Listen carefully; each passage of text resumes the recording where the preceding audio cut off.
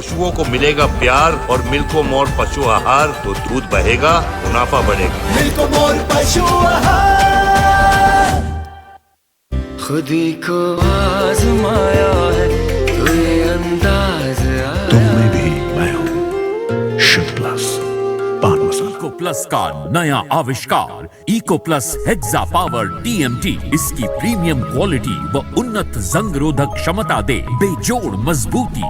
Eco plus cement और steel, इस पर है देश को भरोसा।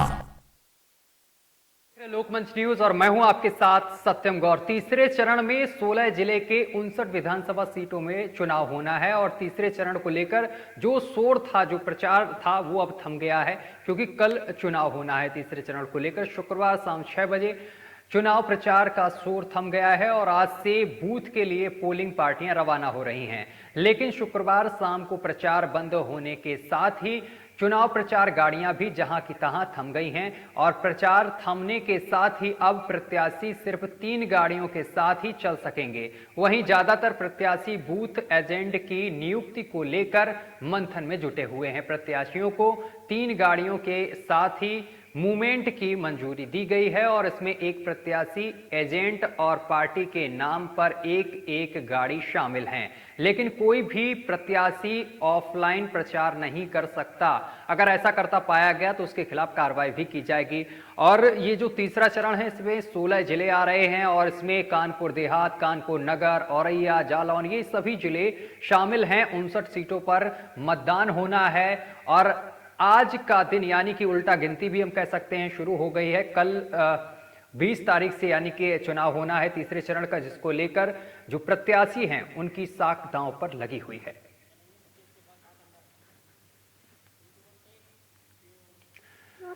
और इस खबर पर ज्यादा जानकारी लेंगे, हमारे साथ गौतम हमारे संवाददाता सीधा कानपुर नगर से जुड़ गए हैं। गौतम, अब समय बेहद कम है, तीसरे चरण को लेकर उल्टा गिनती कह सकते हैं शुरू हो गई है।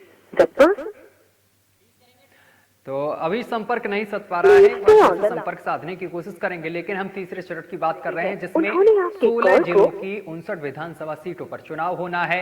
पहला चरण समाप्त हुआ, दूसरा चरण समाप्त हुआ। इसमें समाजवादी पार्टी अपने जीत के दावे कर रही है तो वहीं बीजेपी भी उधर जीत के दावे कर रही है। कह रही है पहले और दूसरे चरण में समाजवादी पार्टी का सूपड़ा साफ हो गया है, लेकिन समाजवादी भी पीछे हटती हुई नहीं दे रही है। समाजवादी पार्टी भी लगातार अपनी जीत के दावे ठोक रही है। और तीसरा चरण बहुत ही महत्वपूर्ण है क्योंकि इस चरण में यादव वोट भी बहुत है, क्षत्रिय वोट भी बहुत है, ब्राह्मण वोट भी बहुत है, दलित वोट भी बहुत है। और ये वोट किसको मिलेगा, ये देखने वाली बात होगी। काम विकास पर ये सब चीजें निर्भर करेंगी।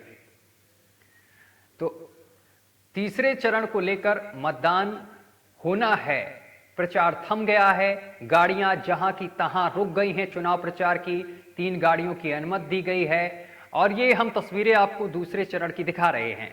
और इन तस्वीरों, दूसरे चरण की तस्वीरें हम आपको दिखा रहे हैं। कल तीसरे चरण का चुनाव होना है और जिसको लेकर चुनाव प्रचार थम गया है।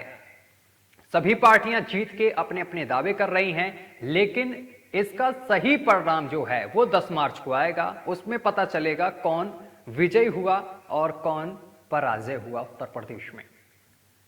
मुद्दे बहुत सारे हैं। किन मुद्दों को लेकर तीसरे चरण में जनता पहुंचती है पोलिंग बूथ पर, मतदान केंद्र पर, और किन चीजों को देखते हुए मतदान करती है, ये देखने वाली बात होगी। और लेकिन जो प्रत्याशी हैं उनके लिए आज का दिन बहुत ही महत्वपूर्ण है। और उत्तर प्रदेश में विधानसभा चुनाव के तीसरे चरण में 16 जिले की 59 सीटों पर चुनाव होगा, जिसमें से 627 प्रत्याशी मतदान में हैं। तीसरे चरण के लिए 20 फरवरी को मतदान होगा। पूर्व मुख्यमंत्री और सपा मुखिया अखिलेश यादव और उनके चाचा शिवपाल यादव की इस सीट पर इसी चरण में वोटिंग होगी। सबसे महत्वपूर्ण बात हम आपको बता रहे हैं, पूर्व मुख्यमंत्री अखिलेश यादव और उनके चाचा शिवपाल यादव की सीट पर भी तीसरे चरण पर वोटिंग होगी। इस चरण में एसपी सिंह बघेल और सतीश महाना जैसे बीजेपी के दिग्गज नेताओं की भी साख दांव पर है। एसपी सिंह बघेल करहल से खड़े हुए हैं और उनके सामने अखिलेश यादव हैं। तो वहीं दूसरी तरफ सतीश महाना भी खड़े हैं और शिवपाल सिंह यादव भी तीसरी चरण की सीट में उनका भी चुनाव होना है। तो उत्तर प्रदेश में विधानसभा चुनाव के तीसरे चरण का मतदान 20 फरवरी को होना है और तीसरे चरण के मतदान के लिए शुक्रवार शाम 5 बजे चुनाव प्रचार थम गया। और इस खबर पर एक बार फिर से हमारे संवाददाता मुकेश जुड़ गए हैं। मुकेश, तीसरे चरण का चुनाव प्रचार थम गया है, अब क्या तैयारियां हैं, क्योंकि दिग्गजों की जो शाख है वो दांव पर लगी हुई है।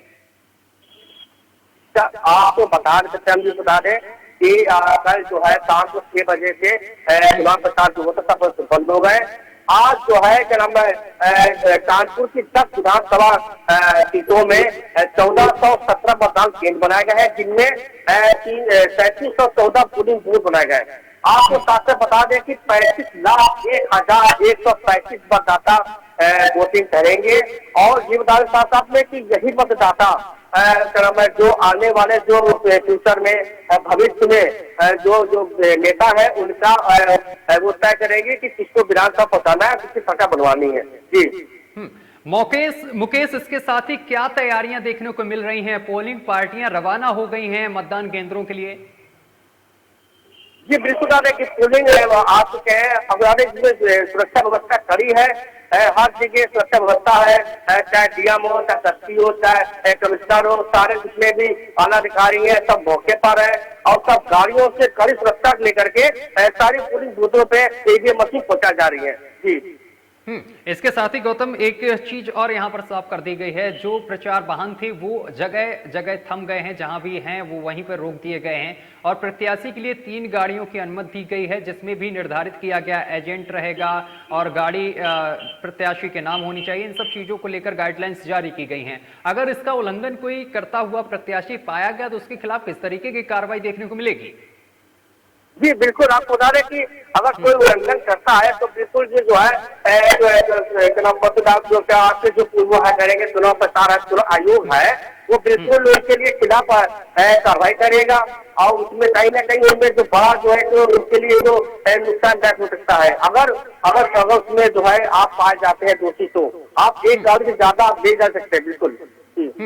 और तीसरे चरण में 2 दिग्गज और हैं जिनका दांव शाख पर लगा हुआ है। अगर बात करें अजय कपूर की जो कांग्रेस से हैं, उधर बीजेपी से भी एक दिग्गज सामने निकल कर आ रहे हैं, उन दोनों में टक्कर कैसी देखने को मिल रही है?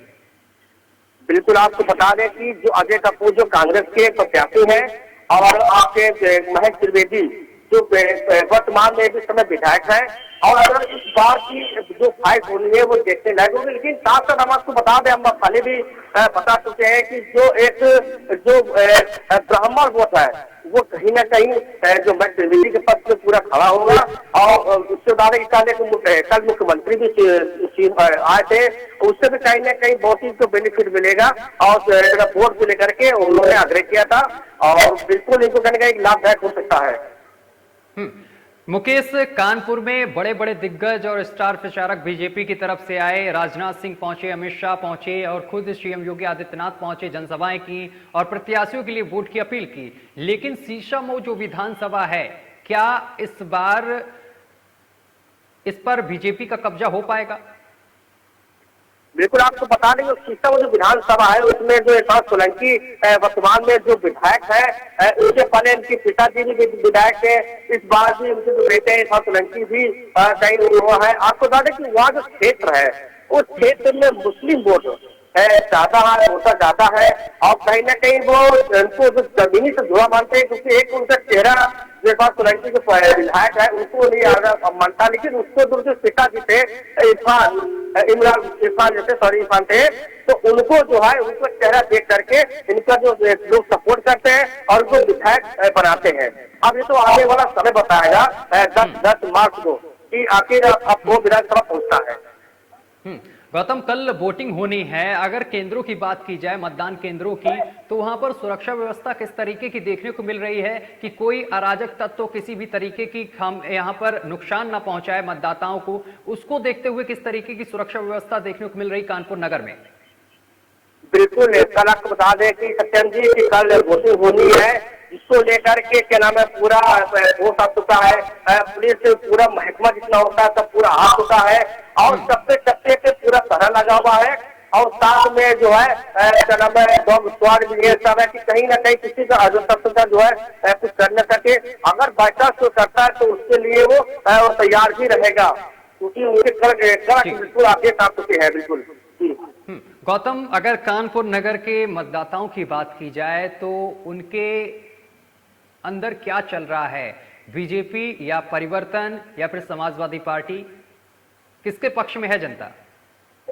देखिए, कानपुर नगर की अगर बात की बताता मैं तो हम आपको साफ बता दें कि इस बार जो बीजेपी है, बीजेपी की टक्कर सिर्फ बीजेपी की टक्कर खाली सपा हो सकती है, लेकिन साथ में बता दें कि इस बार जो रुझान है कानपुर नगर जो बताएंगे आपको वो बीजेपी का ही है। और ये आप बता सकते हैं कि कहीं ना कहीं बीजेपी ही निकल के आती है। 10 विधानसभा में जो आप बता रहे कि 8 विधानसभा ऐसे हैं बीजेपी के हैं जो वहां पर निकल सकते हैं। जी इसके साथ ही अगर बात की जाए गौतम, कांग्रेस की तो प्रियंका गांधी ने किसानों के बिल माफ करने की बात की है, कर्ज माफ कर दिए जाएंगे, इसके साथ ही स्कूटी छात्राओं को देने की बात की, कई तरीके के वादे जनता से किए हैं। वो कितना कारगर साबित होंगे कानपुर को अगर देखा जाए, कानपुर नगर को देखा जाए? क्या जिस तरीके से उन्होंने किसानों के लिए ये बड़ी बड़ी बातें बोली हैं, चुनावी घोषणाएं की हैं, इसका असर कानपुर नगर की जनता पर पड़ेगा? जी आपको बता दें कि जैसे इन्होंने वादे किए, प्रियंका गांधी ने वादे किए हैं कि किसान का बिल माफ कर दिया जाएगा और छात्राओं को स्कूटी भी दी जाएगी, तो वहीं फिर उसके बाद जो है क्या नाम है, उसके बाद जो है लोगों से पूछा गया है, जो वोटर से पूछा गया है, तो उन्होंने बोला कि सिर्फ जुमलेबाजी कर रहे हैं। उनका खाली सिर्फ एक ही वो है कि आप जुमलेबाजी करिए और सरकार बनाइए, बाद में वो देते नहीं थे। इससे जो है इसका कोई फर्क नहीं पड़ रहा है और बीजेपी के लिए वो पूरी खड़े हैं। ये कानपुर नगर अगर बता रहे हैं बीजेपी का ज्यादा ही या सपोर्टर यहाँ पर है। इसके साथ तो समाजवादी पार्टी भी बड़े बड़े वादे कर रही है, किसानों को लेकर कर रही है। 300 यूनिट बिजली का भी यहाँ पर हवाला दिया जा रहा है कि 300 यूनिट बिजली मुफ्त दी जाएगी उत्तर प्रदेश की जनता को। क्या इसका असर उत्तर प्रदेश में पड़ता हुआ दिखाई दे रहा है? खास तौर पर कानपुर की अगर बात की जाए, क्या इसका असर देखने को मिल रहा है?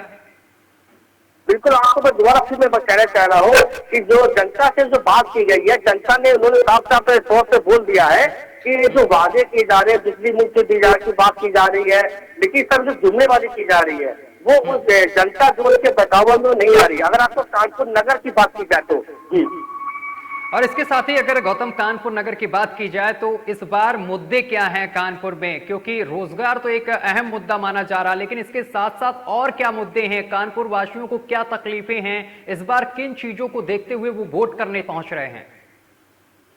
कानपुर नगर की बात की जाए जो पिछले 10 सालों में तो नहीं हुआ था, इन 5 सालों में 8 सालों में एक बीजेपी की सरकार ने किया। आप बता दें कि एक नवलखा से लेकर हमीरपुर एक रोड थी जिसको उसका नाम रखा गया था खूनी रोड, जहाँ पर छोटी सड़कें थी, आए दिन अच्छी हुआ करते तो वो पूरा बन गया, काफी हारे बन गए। जो सबसे समस्या थी बिजली की, वो बिजली लोग कहते हैं कि पहले आती नहीं थी, अब लोग बोलते हैं कि जाती नहीं है। तो बिल्कुल बीजेपी सरकार ने काफी हद तक कानपुर नगर के लिए किया है और जिसका आने वाले चुनाव में असर भी पड़ेगा, देखिएगा। चलिए, बहुत बहुत शुक्रिया आपका तमाम जानकारी साझा करने के लिए और हमारे साथ जुड़ने के लिए। तो मुकेश गौतम हमारे साथ जुड़े। कल चुनाव है 20 फरवरी को, लेकिन तीसरे चरण को लेकर चुनाव प्रचार थम चुका है। सभी पार्टियों के प्रत्याशी अब चुनाव प्रचार बिल्कुल थम गया है, अपने घरों पर बैठे हुए हैं और इसके लिए भी गाइडलाइंस जारी कर दी गई हैं कि एक प्रत्याशी के साथ 3 गाड़ियां बाहर निकल सकती। लेकिन सबसे जो बड़ी बात सामने निकल कर आई तीसरे चरण को लेकर, इसमें पूर्व मुख्यमंत्री अखिलेश यादव का जो सीट है उस पर भी चुनाव होना है। इसके साथ ही जो उनके चाचा हैं शिवपाल यादव, उस सीट पर भी चुनाव होना है। तो ये जो तीसरा चरण है ये बहुत ज्यादा इंपॉर्टेंट है। इसमें देखना ये होगा कि जनता इस चरण में किसको चुनती है। फिलहाल मेरे साथ अभी के लिए बस इतना ही। देश दुनिया की तमाम खबरें देखने के लिए देखते रहिए लोकमंच न्यूज।